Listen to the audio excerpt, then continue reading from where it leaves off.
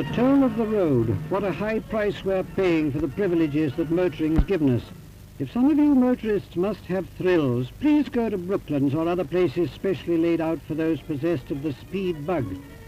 Perhaps the most important point in driving at all times is the position of the car on the road. If the car is in its correct position, then other traffic... For instance, if a driver keeps on or near the crown of the road and refuses to allow faster traffic to pass, he endangers and inconveniences others. The overtaking driver may have a dart at it, thereby being guilty of cutting in or trying to pass on the near side. If the driver of the slower car would keep well over to the near side, no one would be endangered. When you want to pull out, it's so easy to signal with your hand or indicator. Following traffic then knows what you're going to do and acts accordingly.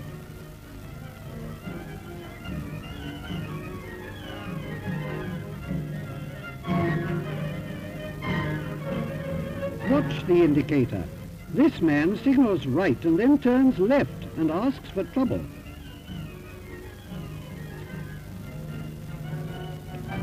Now watch this driver. He signals right in good time before he actually turns and gradually gets to the center of the road before he alters his course. Similarly, if he's turning left, he signals so that following traffic may pass him and is careful not to get into the center of the road. So easy, isn't it? Driving's a whole-time business, and your mind must be kept on your job. If you must do this, don't make your date with a girl on a moving car. There's a time and place for all things, and the most romantic policeman won't like this conduct. Some drivers are always in a hurry. They'll even try to pass on a bend where they can't see oncoming traffic. Higher speed would have meant a nasty accident.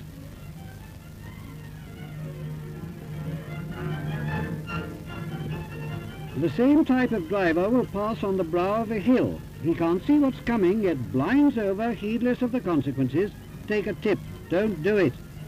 Yes, some people are always in a hurry. They blind over crossings as though they were the sole occupants of the road. They forget that such driving is dangerous to others as well as themselves. Surely it's much better to stop at the crossroads, take a good look both ways, and proceed only when the road is clear. Here's another chap in a hurry. Did you ever see such madness, trying to pass on a narrow bridge and without being able to see what's coming? It's over the top and the best of luck with this fool. Such a narrow humpback bridge should be taken slowly, keeping well into the left.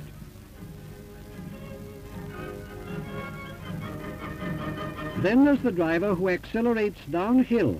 He couldn't possibly pull up if there was a sudden obstruction. Why not take it slowly and let your engine be a brake instead of a motive power? It's safer and more comfortable. Selfish people often stop their cars opposite each other, completely blocking the road and nearly causing a crash. And now meet the thoughtless driver who not only parks on a bend but alights without looking, absolutely asking for trouble. Impatience is a bad fault. Why try to save seconds at the expense of lives? If you're held up by traffic lights, you must wait for the green, not start on the amber and endanger the cross traffic.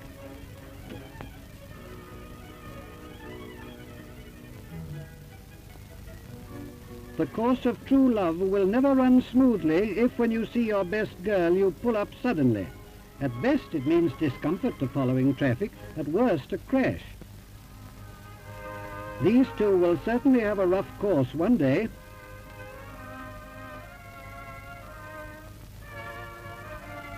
The worst of all offenders is the road hog who cuts in and endangers at least 3 vehicles. Watch again. Time is not everything on the road, but safety is. It's safety first and safety all the time.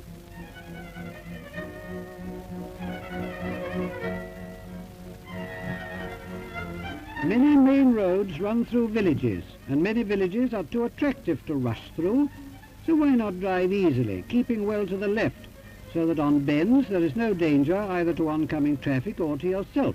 It's so much safer and more comfortable this way.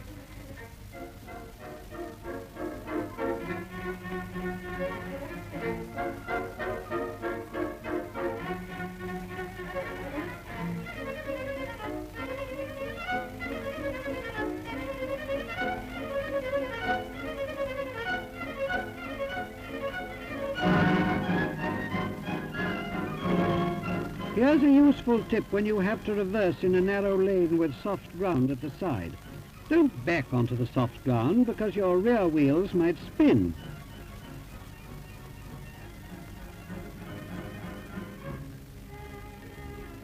It's far better to go forward onto the soft ground and keep your driving wheels on the hard surface of the road.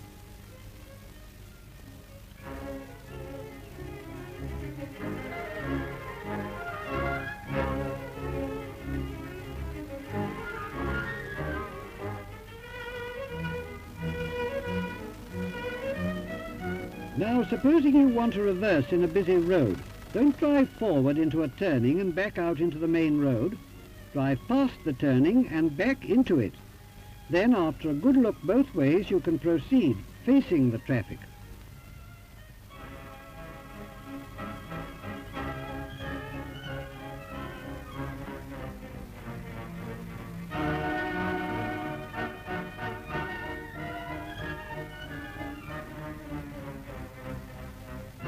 Parking is a serious problem these days, and often there's not much room to spare.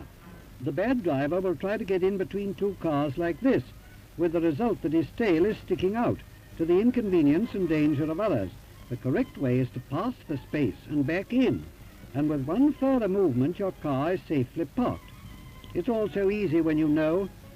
There are many more hints and tips which there isn't space here to show you. Driving's a whole-time job, demanding common sense, care and courtesy. And from the time you leave your garage to your return, please remember this. By the way, when you back into your garage, keep your right-hand wings just a few inches from the edge of the approach and door. The other side will look after itself. It's a tip that saves many a scratched wing.